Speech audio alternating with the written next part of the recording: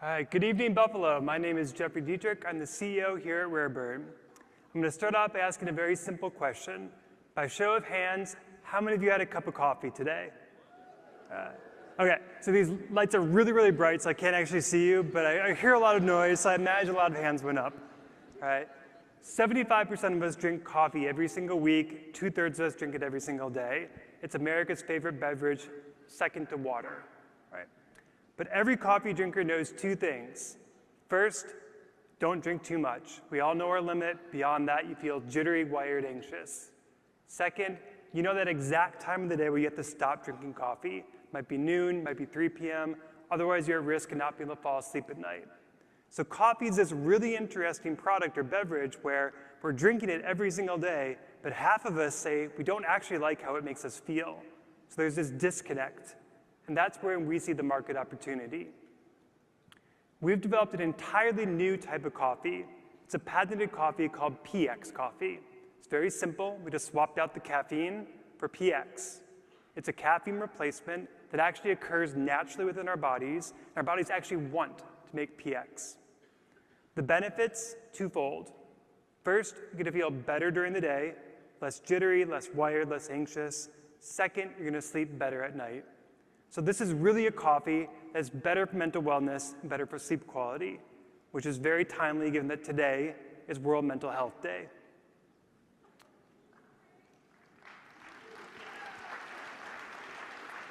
So shifting gears just a little bit, tell you about the team. My background's in biotech. I got my PhD from UC Berkeley in bioengineering. I've been doing startups my entire life. I'm joined by my co-founder, Adi Andraccio, my chief business officer.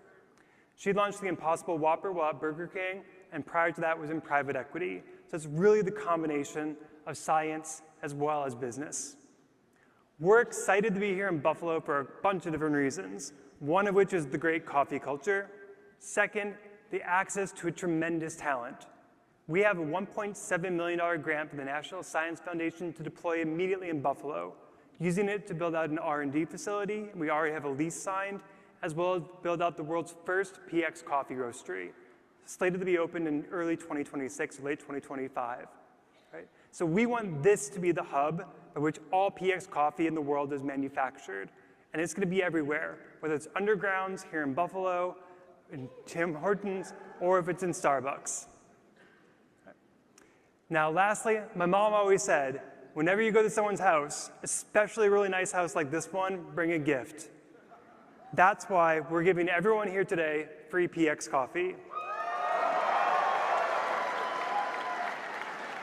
You can use this discount code here, or if you use the code BillsMafia, no space, you'll also get a secret surprise gift within your shipment. So with that, I'd love to open it up for any questions. Well done. Okay, let's get it going. Who's going first? Paul, go ahead. So why hasn't PX made it before? Pardon? Why hasn't PX been around before? Oh, that's a really good question.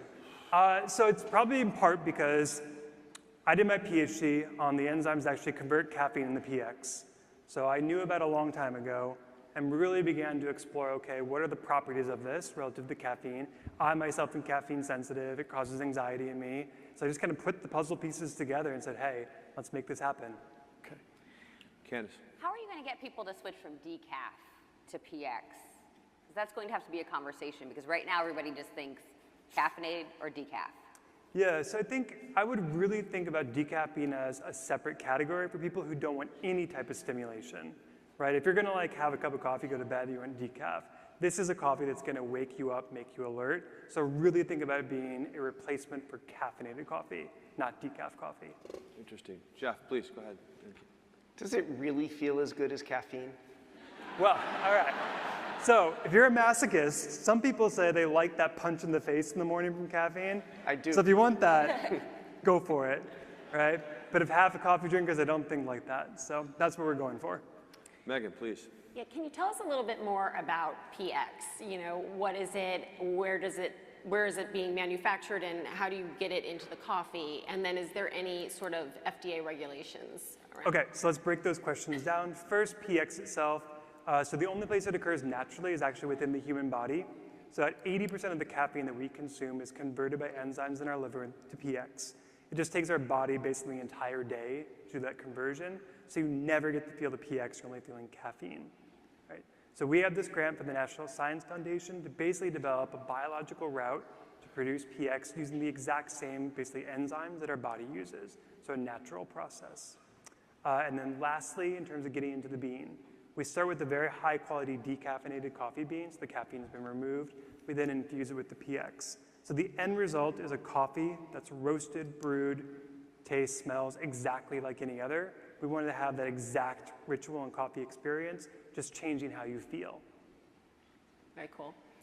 Paul? So caffeine's in lots of products, other beverages, and maybe in foods. Do you guys see there's opportunities in other beverages? Yeah, absolutely. So we started with coffee because we think it's the best fit between PX's attributes and really the use case for why people want a cup of coffee. It's like a productivity drink, but a very professional, high-end one. But you can think about PX being used anywhere caffeine is. So it could be the energy drinks, sodas, teas, etc. Thanks. Jeff Is again. it expensive to place PX into the coffee? And so does a cup of coffee have to cost more? So the coffee does cost more. The manufacturing side is not that expensive. The PX, of course, adds additional cost. So we think about this long term, it's going to be a couple percentage points higher cost than a traditional coffee. That's really not going to affect things long term. Today, quite a bit more expensive, frankly. Time for one more. Who's got it? Don't make me do it. Like what percentage of people, like what's decaf versus caffeinated coffee, and where do you kind of see PX fitting on that continuum? Great question. So we really think about PX as being like the third category of coffee. We want you to walk into any cafe, coffee shop in the country and see PX coffee right up there on the menu board. Right? There's going to be about 10% of people or so who are looking for decaf, and there's going to be probably about 30%, 40% of people who are going to really experience PX coffee's benefits, and the rest caffeinated coffee. But I also want to hit on, a big problem that cafes and coffee shops have is that people mainly go in the morning. They're not going in the afternoon. This is a coffee you can also drink in the afternoon, still fall asleep at night. So it really changes the entire market dynamic and provides a lot of value to those types of businesses. We're going to have to end it there. Great job.